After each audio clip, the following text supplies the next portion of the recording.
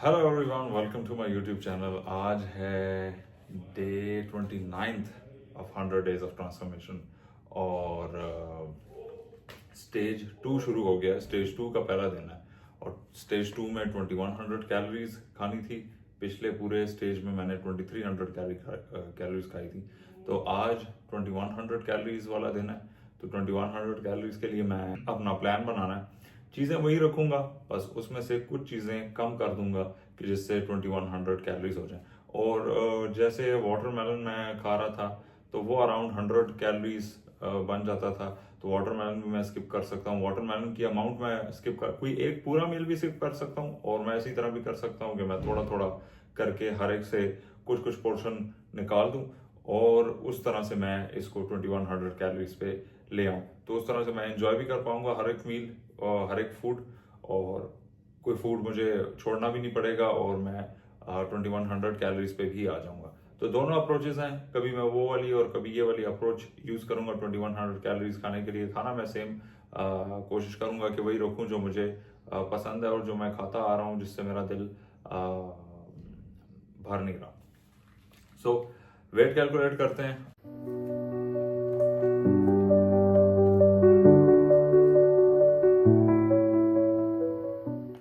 आज physique reveal भी है, तो फिजिक भी रिवील करते हैं कि 28 डेज में क्या डिफरेंस क्रिएट हुआ है। आप कंपेयर कर सकते हैं इसको डे 1 के साथ और आज की फिजिक के साथ। सो मैं खुद भी दोनों लगा दूंगा साइड्स पे, ताकि आपको अंदाज़ा हो कि दोनों फिजिक्स में 28 दिन में कितना डिफरेंस आया है 2300 कैलोरीज खाने के बाद और साथ में कुछ थोड़ा बहुत ऊपर नीचे होने के बाद वर्कआउट, जो कि लाइफ आपकी सेम नहीं रहती और ऊपर नीचे हो सकती है। तो क्या क्या चेंजेस आ सकते हैं, आइए देखते हैं।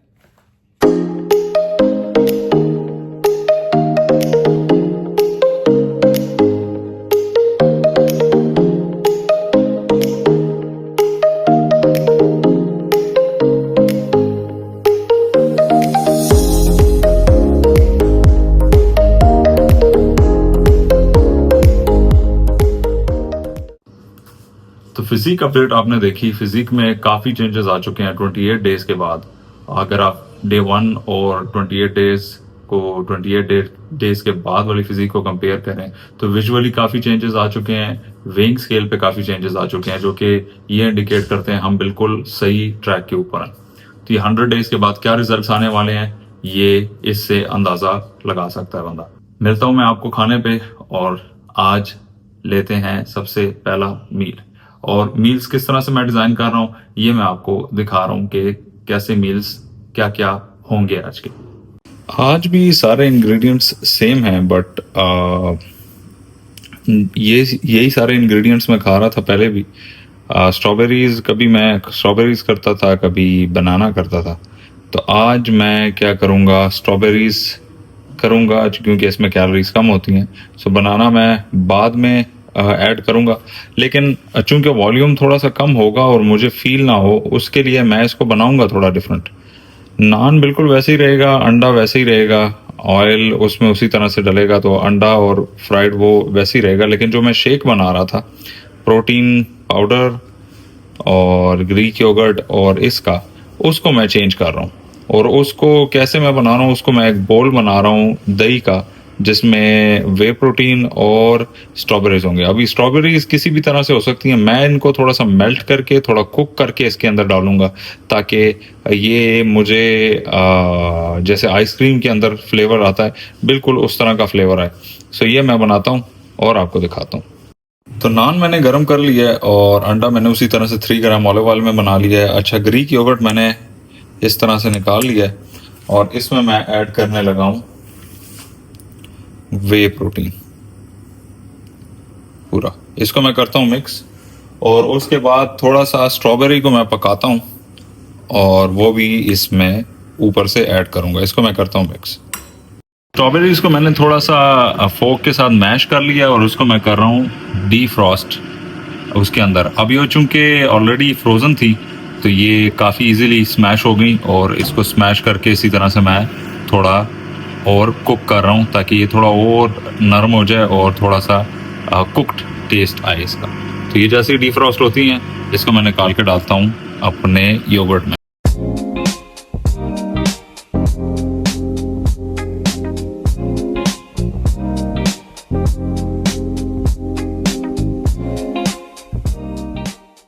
तो जो कल मैंने मंदी राइस रखे हुए थे और साथ में जो रात को चिकन मैंने किया था वो मैं लेके जा रहा हूँ साथ में ऑफिस।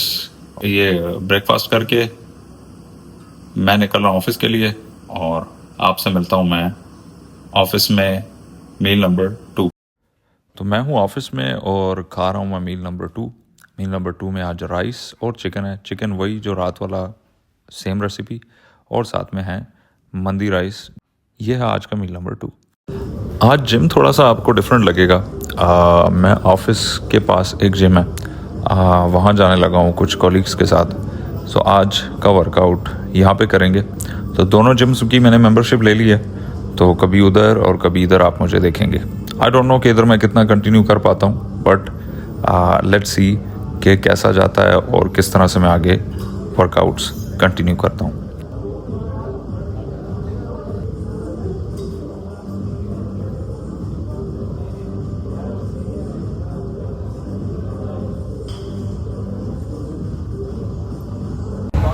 स्टार्ट करता हूँ मैं वर्कआउट चेस्ट प्रेस से और लाइट वेट के साथ स्टार्ट करते हैं। न्यू जिम है, न्यू मशीन्स हैं, न्यू वेट, न्यू रॉड्स, थोड़ा सा डिफरेंट हमेशा फील होता है। सो ट्राई करता हूँ और ये है पहला सेट जो कि है वार्म अप सेट।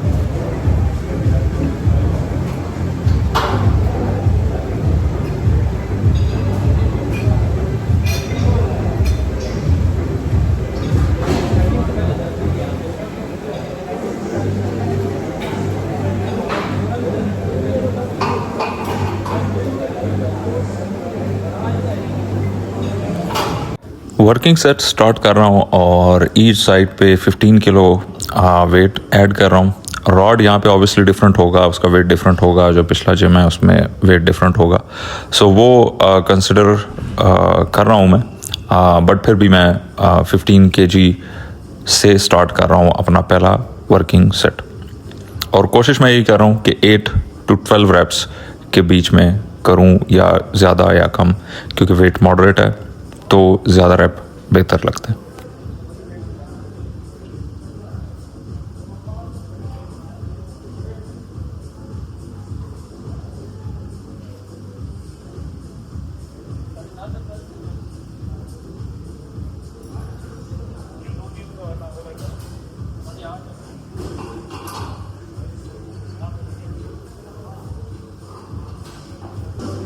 बाकी कलीग्स की वजह से आज मैं दूसरा सेट भी सेम वेट के साथ लगा रहा हूँ और वेट अच्छा है, इतना बुरा नहीं है। रॉड का वेट भी अच्छा वेट में है। तो ये मैं इसी तरह से लगाऊंगा दूसरा सेट भी और देखते हैं कि दूसरे सेट में कितने रैप्स लगा पाता हूँ।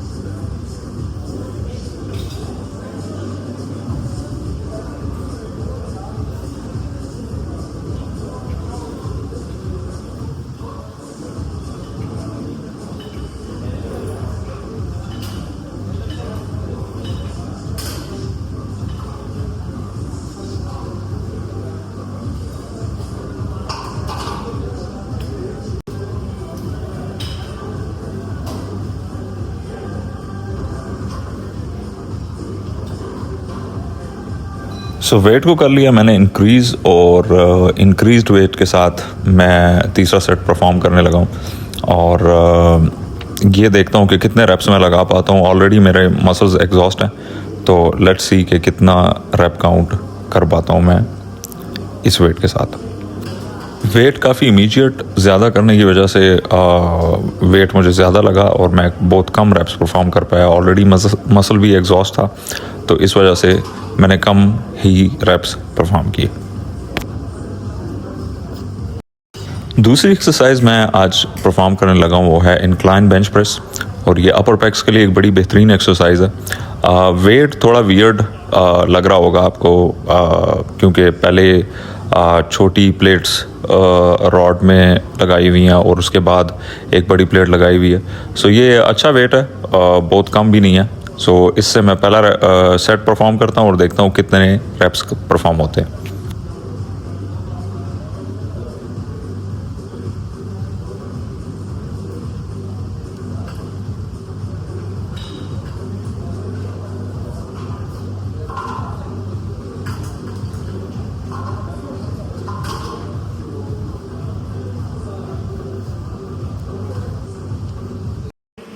सेकंड सेट में मैं वेट को रख रहा हूँ बिल्कुल सेम, क्योंकि ऑलरेडी काफ़ी बेहतर वेट था मेरे लिए। सो इससे मैं कोशिश कर रहा हूँ कि बिल्कुल स्लो से रैप परफॉर्म करूँ और जितना ज़्यादा अच्छे से मसल को मैं हिट कर सकूँ उसे हिट करूँ। तो देखते हैं कि इसमें मैं कितने रैप्स लगा सकता हूँ।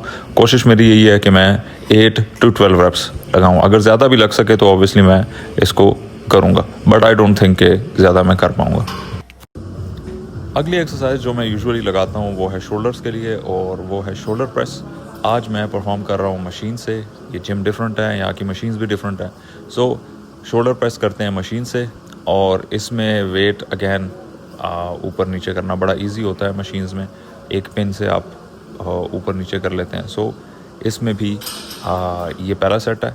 पहले सेट की रैप्स परफॉर्म करता हूँ, और उसके बाद 2 सेट्स मैंने और लगाने हैं इस एक्सरसाइज की।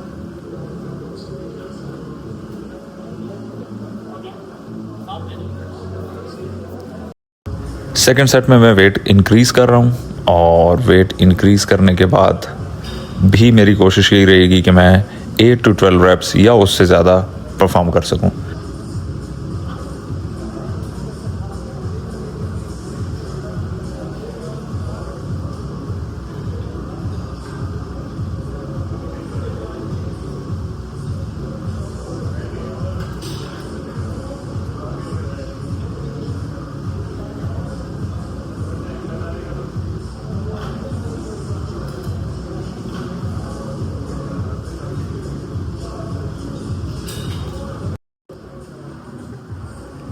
बारी है थर्ड सेट की, और थर्ड सेट में अगेन मैंने वेट इंक्रीज़ कर दिया है पहले से और ज़्यादा, और अभी मैं फिर कोशिश करूँगा कि मैं 8 to 12 रैप्स परफॉर्म करूँ ज़्यादा वेट के साथ, ताकि ज़्यादा से ज़्यादा प्रोग्रेसिव ओवरलोड हो सके और मैं मसल को अच्छे तरह से हिट करूँ और अच्छी तरह से एग्जॉस्ट कर लूँ।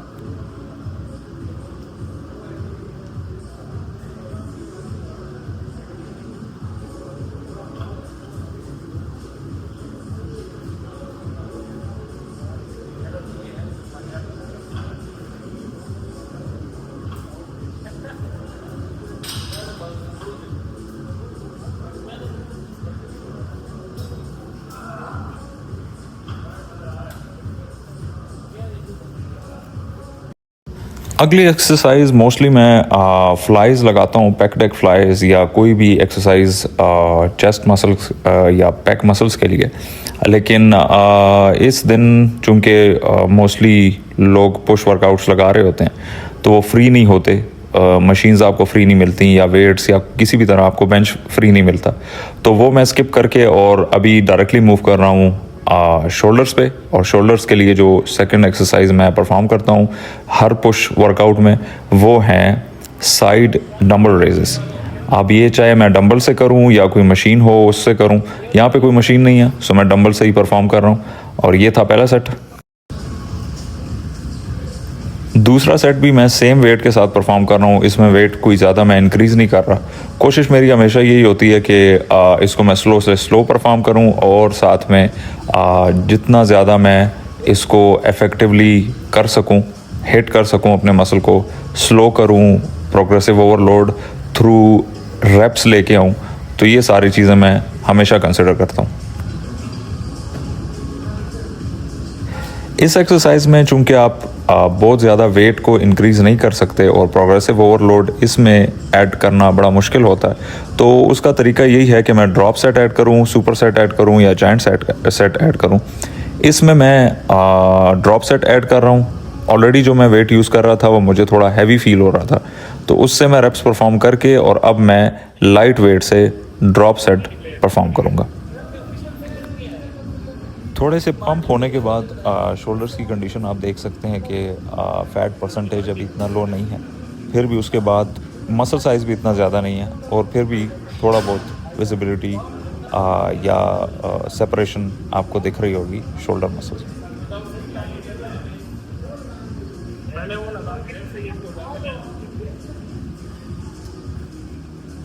सेकंड सेट में सेम स्ट्रैटेजी मैं यूज़ करने लगा हूँ। पहले हैवी वेट जो मुझे हैवी लग रहा है, और उसके बाद उसको ड्रॉप करके थोड़ा सा लो वेट के साथ रेप्स परफॉर्म किए, ताकि progressive overload through drop set मैं कर सकूं।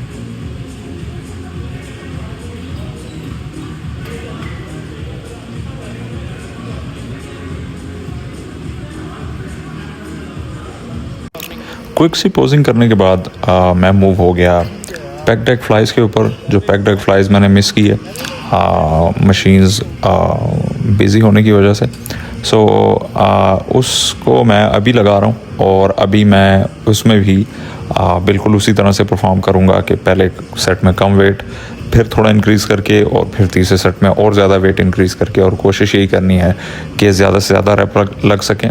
अगर थोड़ा सा रैप काउंट ऊपर नीचे होता भी है, लाइक पहले सेट में 12 रैप, दूसरे सेट में 10 रैप्स और तीसरे सेट में 8 रैप्स या 9 रैप्स, तो भी इट्स फाइन। सो आइए लगाते हैं पहला सेट्स, और पहले सेट में कितने रैप्स लगा पाता हूँ आइए देखते हैं।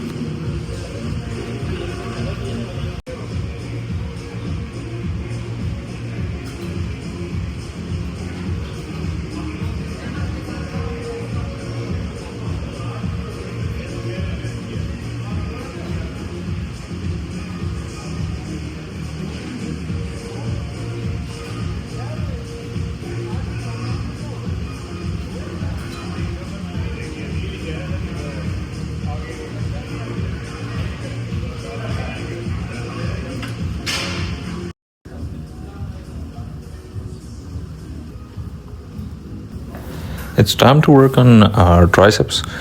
तो ट्राइसेप्स के लिए मैं यूजुअली जो एक्सरसाइज लगाता हूँ, आज यहाँ पे भी मैं वही परफॉर्म कर रहा हूँ, और इसमें मेरी स्ट्रेंथ अच्छी है, तो इसमें वेट मैं अच्छा ही चूज़ करता हूँ to perform first set.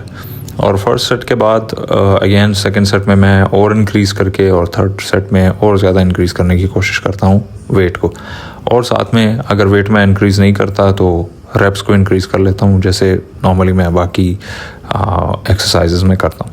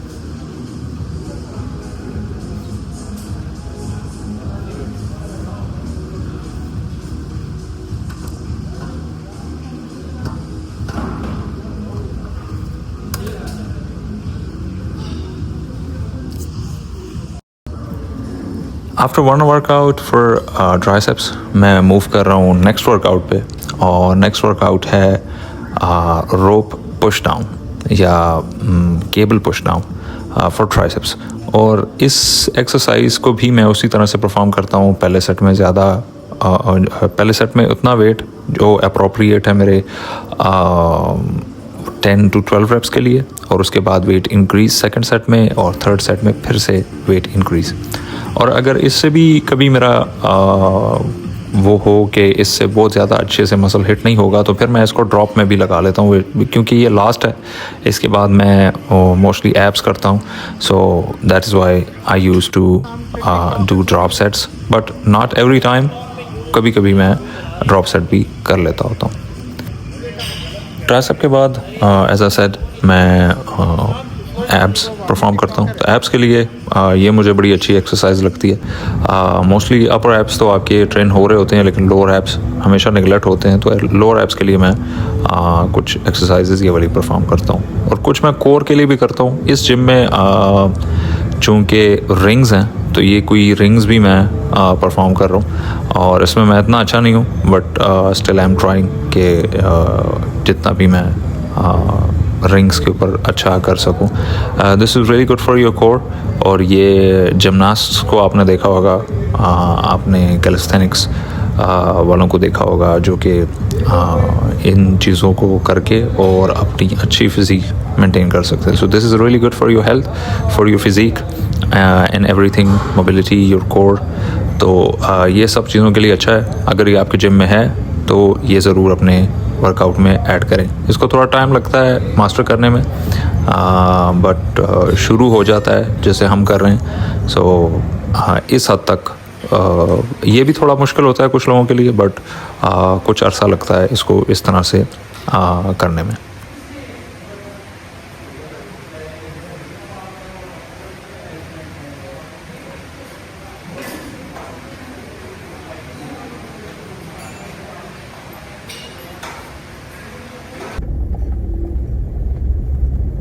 Gym session हो गया है कंप्लीट, और मैंने आज पुश डे ही लगाया है, वो आप लोगों ने देख लिया। और मज़ा आया मुझे बाकी बॉयज़ के साथ लगा के। अभी मैं जा रहा हूँ घर, और मील आपने दिन को देख लिया था कि क्या मील मैंने कंज्यूम किया था।